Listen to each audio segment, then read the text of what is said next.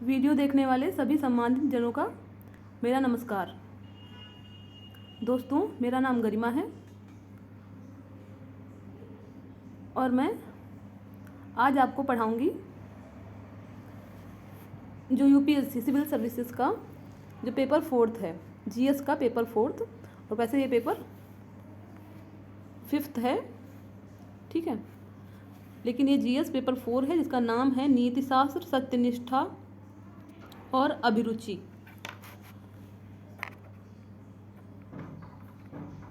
ठीक है, तो आज से शुरुआत करेंगे हम लोग इस पेपर की, जिसमें हम लोग इन सारे टॉपिक्स को जो भी आपके इसमें सिविल सर्विसेज के पेपर 4 में, जीएस का पेपर 4 था ये 2013 से, बेसिकली इससे पहले ये सिलेबस में नहीं था। 2013 से ये यूपीएससी ने इसको अपने मुख्य परीक्षा के सिलेबस में ऐड किया है। ठीक है, तो बहुत ही इम्पोर्टेंट पेपर है ये। इस पेपर का नाम नीतिशास्त्र, सत्यनिष्ठा और अभिरुचि है। और इसके अंतर्गत, ठीक है, टॉपिक में आने से पहले इसमें जो लिखा हुआ है देख लेते हैं। इसमें लिखा हुआ है, इस प्रश्न पत्र में ऐसे प्रश्न शामिल होंगे जो सार्वजनिक जीवन में उम्मीदवारों की सत्यनिष्ठा, ईमानदारी से संबंधित विषयों के प्रति इनकी अभिवृत्ति तथा उनके दृष्टिकोण तथा समाज के आचार व्यवहार में विभिन्न मुद्दों तथा सामने आने वाली समस्याओं के समाधान को लेकर उनकी मनोवृत्ति का परीक्षण करेंगे। इन आयामों का निर्धारण करने के लिए प्रश्न पत्रों में किसी मामले के अध्ययन यानी कि केस स्टडी का माध्यम भी चुना जा सकता है। और इसमें जो नीचे टॉपिक जो कवर किया गया है इसमें लिखे हुए हैं। तो सिलेबस तो आप लोग यूपीएससी की वेबसाइट पे जाके डाउनलोड कर सकते हैं। ठीक है, तो अभी आज हम लोग जो पढ़ेंगे उसमें हम लोग ये इसका पहला टॉपिक नीतिशास्त्र क्या है इसके बारे में जानेंगे। ठीक है, और इसमें मानवीय क्रियाकलाप में नीतिशास्त्र का सार तत्व। तो आज हम लोग इसकी फर्स्ट यूनिट की शुरुआत करने जा रहे हैं, बेसिकली फर्स्ट टॉपिक की। ठीक है, चलिए, तो सिलेबस आप लोग डाउनलोड कर लीजिएगा वेबसाइट पे जाके और देख लीजिएगा। इसमें आज हम लोग बस उसकी शुरुआत करेंगे। ठीक है, तो इसमें इसकी शुरुआत करने से पहले हम इसके जो ये टर्म है, इस पेपर का नाम नीतिशास्त्र, सत्यनिष्ठा और अभिरुचि, पहले इसी को क्लियर कर लेते हैं कि आखिर ये होता क्या है, जैसे पेपर का ओवरऑल आइडिया लग सके हमको कि ये आखिर होता क्या है। ठीक है, तो चलिए सबसे पहले समझते हैं नीतिशास्त्र को। नीतिशास्त्र, ठीक है,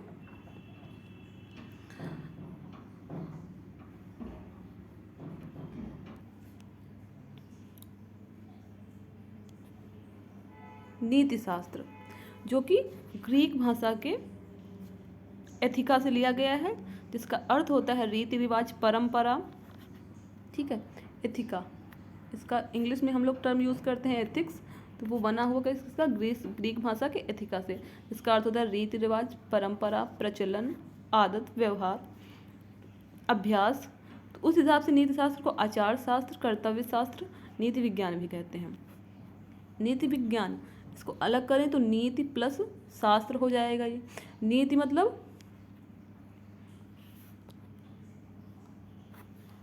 नीति प्लस शास्त्र, तो इसमें ये क्या है, नीति शास्त्र एक विज्ञान है। विज्ञान में क्या होता है, विज्ञान की परिभाषा पता है आप सभी को कि विज्ञान किसी विषय का क्रमबद्ध और व्यवस्थित अध्ययन होता है, उसको हम लोग विज्ञान कहते हैं। तो इसमें भी नीति शास्त्र में भी हम लोग मानव के कार्य व्यवहारों का व्यवस्थित और क्रमबद्ध अध्ययन करते हैं। ठीक है, तो इसमें विज्ञान के भी 2 टाइप होते हैं, वर्णनात्मक और नियामिकी।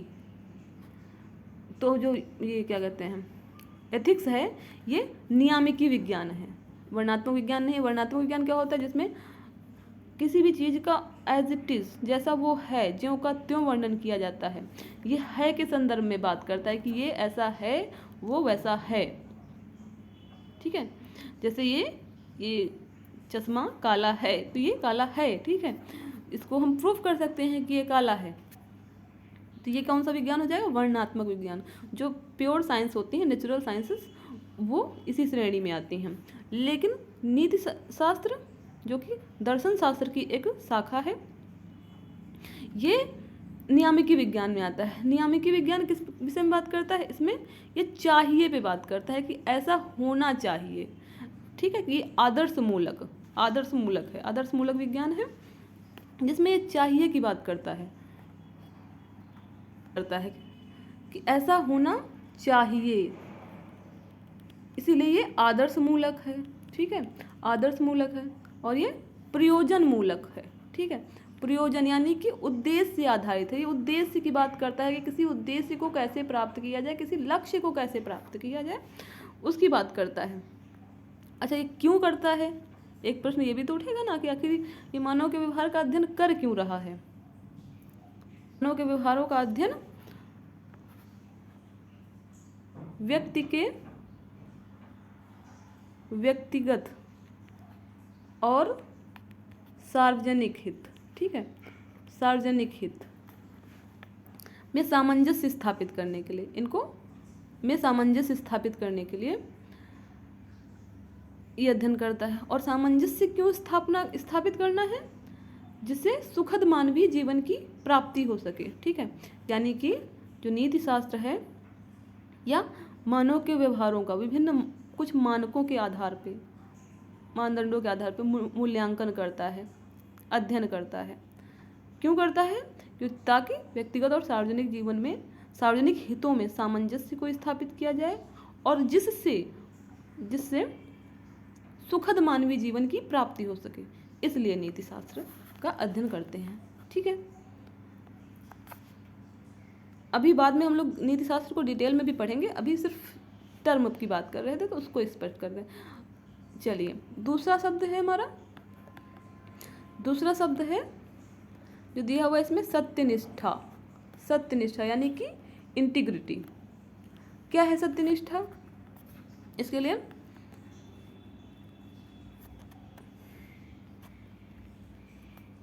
सत्यनिष्ठा, सत्य के प्रति निष्ठा, टर्म से ही स्पष्ट है, जो सत्य के लिए निष्ठ हो। इसमें मुख्य रूप से 3 चीज़ों की बात करते हैं। कौन कौन सी? विचार, यहाँ पे वचन और यहाँ पे कर्म। ये 3 चीज़ें हैं जिसमें विचार, वचन और कर्म, तीनों में जब सामंजस्य स्थापित हो जाए, जब तीनों में सामंजस्य हो तो उस स्थिति को सत्यनिष्ठा कहते हैं। तो इसकी डेफिनेशन हम लोग लिख सकते हैं, जब विचार, वचन और कर्म में सामंजस्य हो तो उसे हम लोग सत्यनिष्ठा कहते हैं, ठीक है। तो विचार यानी कि जो हम सोचते हैं, जो हमारे मस्तिष्क में विचार उत्पन्न होते हैं तरह तरह के, वो, और उनका वचन वही हम बोलें, जो हमने सोचा वही हम बोल रहे हैं और उन्हीं को हम वैसे ही कर्म कर रहे हैं, है ना। तो वो क्या है? सत्यनिष्ठा, यानी कि हम अच्छा सोच रहे हैं, अच्छा बोल रहे हैं और अच्छी वैसे ही उत्तम कर्म कर रहे हैं, मतलब सत्यनिष्ठ कर्म कर रहे हैं, तो वो सत्यनिष्ठा होगी, इंटीग्रिटी होगी, ठीक है। और सत्यनिष्ठा को कैसे लाया जा सकता है? जब बिना किसी भय के, बिना किसी पक्षपात के, बिना किसी दबाव के, बिना किसी प्रेशर के जब काम किया जाता है तब सत्यनिष्ठा आती है, तब काम में इंटीग्रिटी आती है,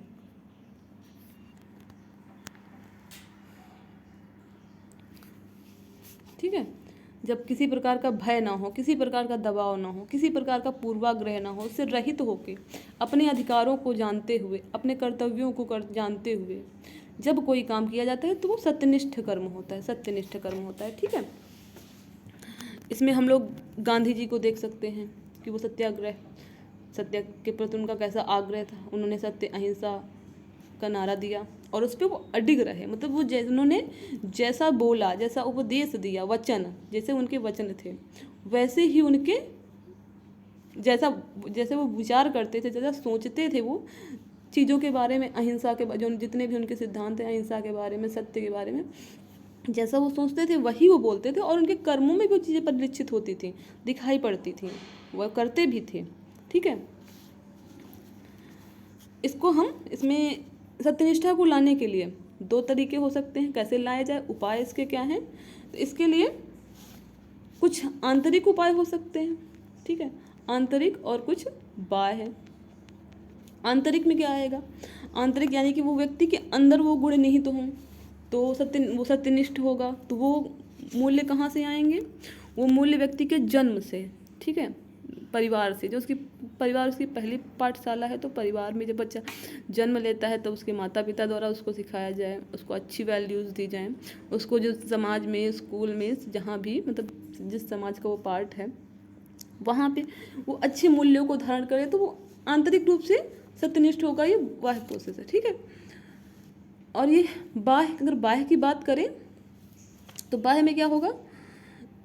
ये जो कानून बने हुए हैं, जितने भी कानून हैं, ठीक है, जिसमें code of conduct, code of ethics आदि के द्वारा भी मतलब कार्यों को, ऑफिसर्स के कार्यों को वो करने की, नियंत्रित करने की कोशिश की जाती है, भ्रष्टाचार को रोकने की कोशिश की जाती है, ठीक है, कि कोई मतलब अपने सत्यनिष्ठा को ना खोए।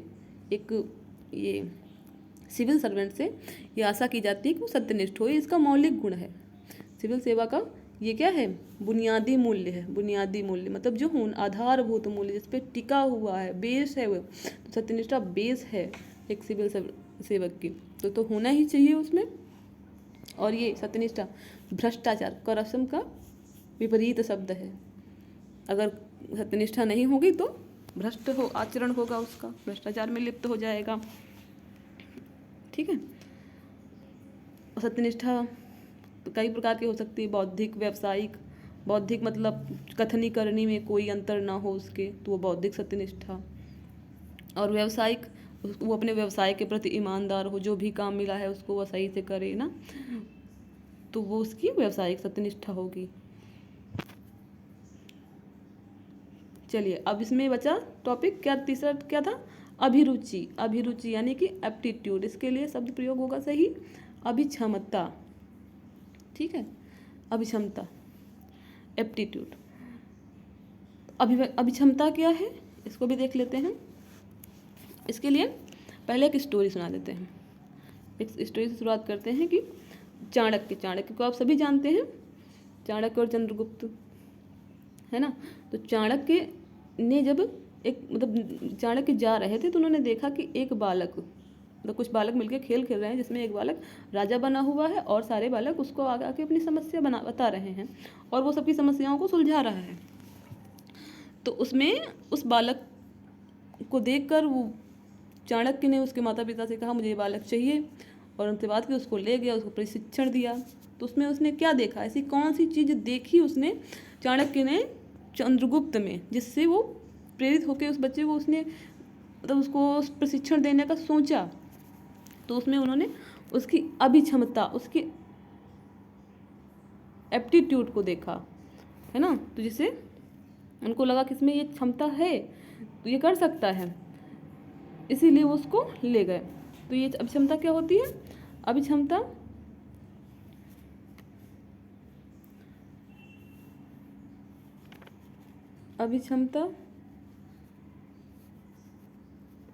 ये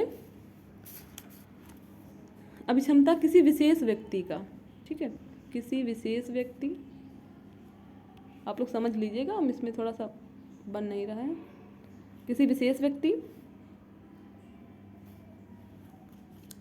अभिक्षमता किसी विशेष व्यक्ति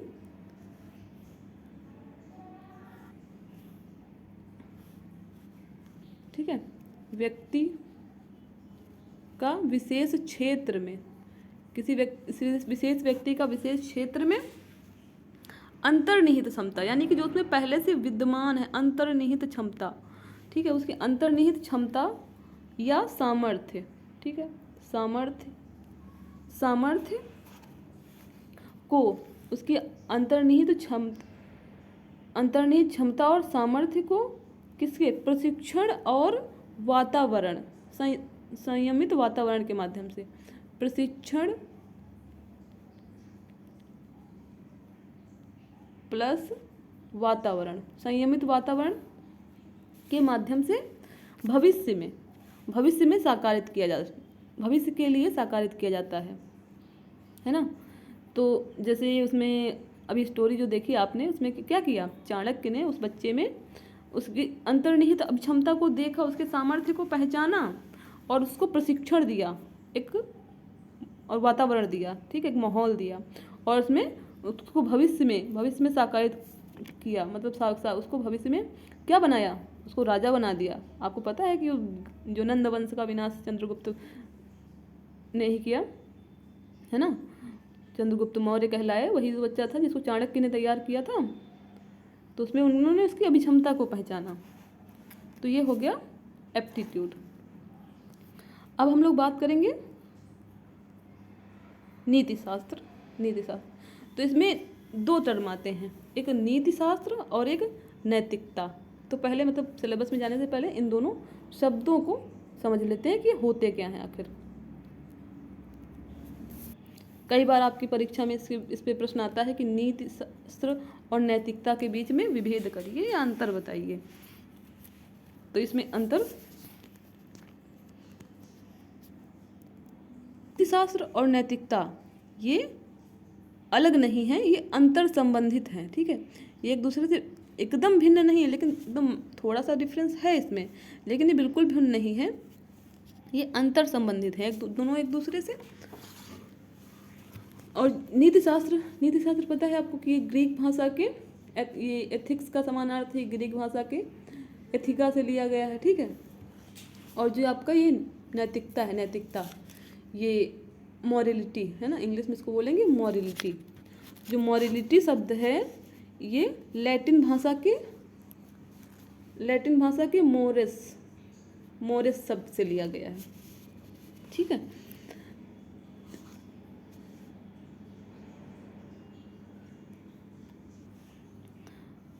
नीति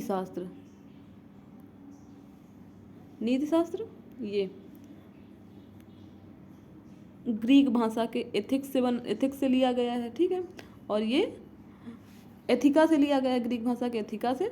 और ये मॉरलिटी, इसका अंग्रेजी मॉरलिटी होगा नैतिकता का। और ये लैटिन भाषा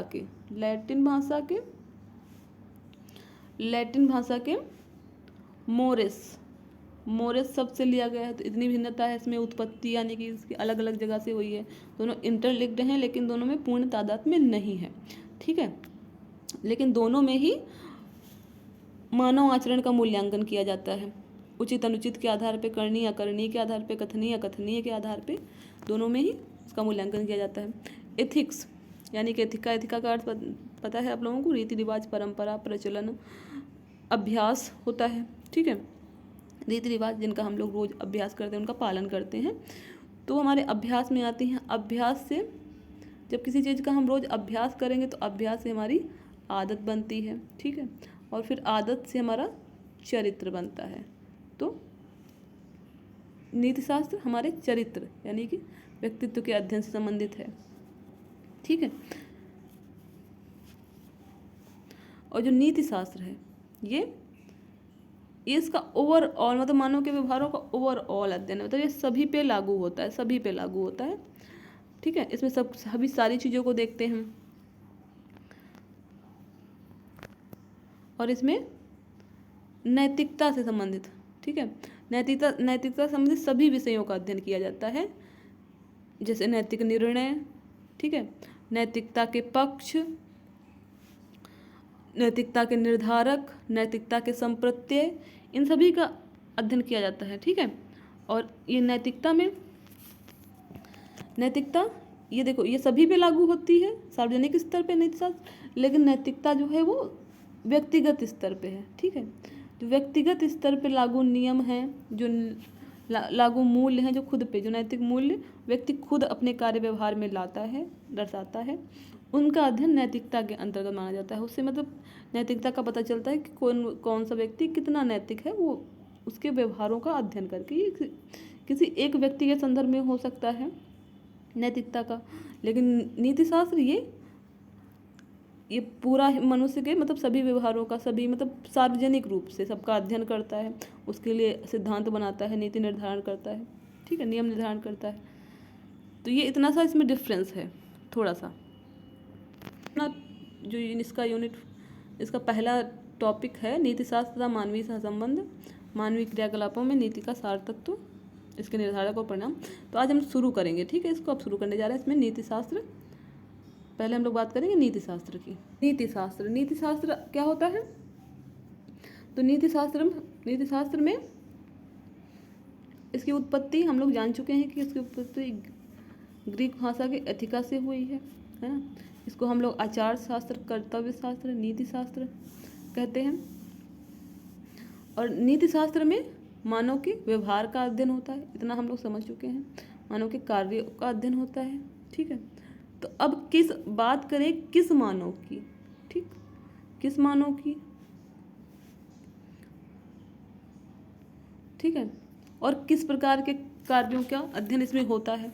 तो नीति शास्त्र में जो सभी मानवों का अध्ययन नहीं होता है। अगर कोई मतलब मानसिक रूप से विक्षिप्त है, कुछ स्पेशल है, तो उसका अध्ययन नीति शास्त्र के अंतर्गत नहीं होगा, क्योंकि उसको हम नीति शास्त्र के पैमानों पे नहीं आंक सकते। जैसे कि कोई बच्चा है, अगर उसने कुछ उसको नहीं पता होता है, वो शरारत कर दी उसने, तो उसको हम लोग क्षमा कर देते हैं। इसी तरीके से अगर कोई स्पेशल है, कोई पागल है, मानसिक रूप से विकलांग है, तो उसके ऊपर हम लोग एथिक्स के रूल लागू नहीं कर सकते। तो इसमें अध्ययन किया जाता है सामान्य मानव का, ठीक है, सामान्य मानव का। और सामान्य मानव वो भी जो समाज में रहता है, ठीक है, समाज में रहता है। जो समाज से बाहर चला गया वो नीति शास्त्र के दायरे से वो भी बाहर हो जाता है, तो उसका भी अध्ययन यहाँ पे नहीं करते हैं। तो यहाँ पे सामाजिक जीवन जीने वाले, ठीक, तो हम क्या कहेंगे, सामाजिक जीवन जीने वाले सामान्य मानव का अध्ययन करते हैं, ठीक है। सामाजिक जीवन जीने वाले सामान्य मानव के कर्मों का अध्ययन करते हैं, ठीक है। कर्म, कार्यों का अध्ययन कर रहे हैं यहाँ पे, तो कर्म कैसे होंगे उसके, इसमें भी सभी कर्मों का अध्ययन नहीं करते हैं। जो कर्म उससे बिना अनजाने में हो जाए उनका अध्ययन हम यहाँ पे नहीं करेंगे। यहाँ पे हम लोग उसके ऐच्छिक कर्मों का, ऐच्छिक यानी कि जो सोच समझ कर किए जाते हैं, सायास मतलब जान बूझ कर किए जाते हैं, उन कर्मों का अध्ययन हम नीति शास्त्र में करते हैं, ठीक है। तो ये ऐच्छिक कर्म, ऐच्छिक कर्म क्या होगा, जो कर्म सोच समझ कर, जान बूझ कर किया जाए, ठीक है, किसी उद्देश्य की प्राप्ति, उसमें किसी उद्देश्य की प्राप्ति का लक्ष्य निश्चित हो, है ना, कि उसने हमें ये करना है, हमें यहाँ तक जाना है, पता हो, तब कोई काम किया जा रहा है, तो वो ऐच्छिक कर्म कहलाता है, ठीक है। ऐच्छिक कर्म, और ये ऐच्छिक कर्म भी मानो के दो प्रकार के होते हैं, दो टाइप के ऐच्छिक कर्म, यानी कि जानबूझ के व्यक्ति ऐच्छिक कर्म दो प्रकार के होंगे, एक उचित एक अनुचित, है ना। अनुचित कर्म भी जानबूझ के लोग करते हैं। उचित में जो काम करने चाहिए, जो करने योग्य हैं, वो उचित कर्म होंगे। अनुचित जो नहीं करने चाहिए, जो नहीं करने योग्य हैं, वो अनुचित कर्म होंगे, ठीक है। तो ये उचित अनुचित यानी कि अच्छा और बुरा, ये उसका निर्धारण करता है। तो इसकी नीति शास्त्र की परिभाषा क्या हो जाएगी,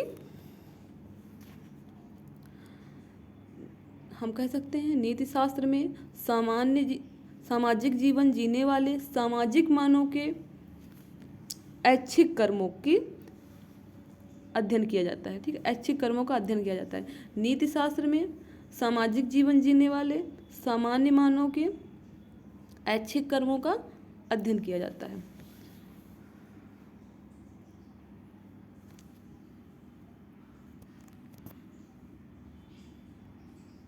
इसमें उचित दो कर्म इसके ऐच्छिक में हमने देखा कि उचित और अनुचित। उचित यानी कि जो अच्छा है, जो सभी का कल्याण करने वाला है, वो कर्म उचित होगा। अनुचित जो किसी को मारना, हिंसा करना या जिससे किसी का अहित हो वो कर्म अनुचित है। इसमें गांधी जी ने भी कहा था कर्म के लिए कि कर्म का आधार उनका सर्वोदय यानी कि सबका हित, जिसमें सबका हित हो वो वही कर्म करने चाहिए, उन्होंने कहा। लेकिन ये तो आज के समय में संभव ही नहीं कि सभी का हित ही हो जाए। किसी के कर्मों से अच्छा भी कर्म करो तो कभी ना कभी किसी का लोग अच्छा नहीं समझते हैं कि अच्छा किसी ना किसी को बुरा ही लगता है, तो वो तो संभव नहीं है। तो इसमें जॉन मिल्स ने भी कहा था इसके संदर्भ में कि कर्म वो होना चाहिए जिसमें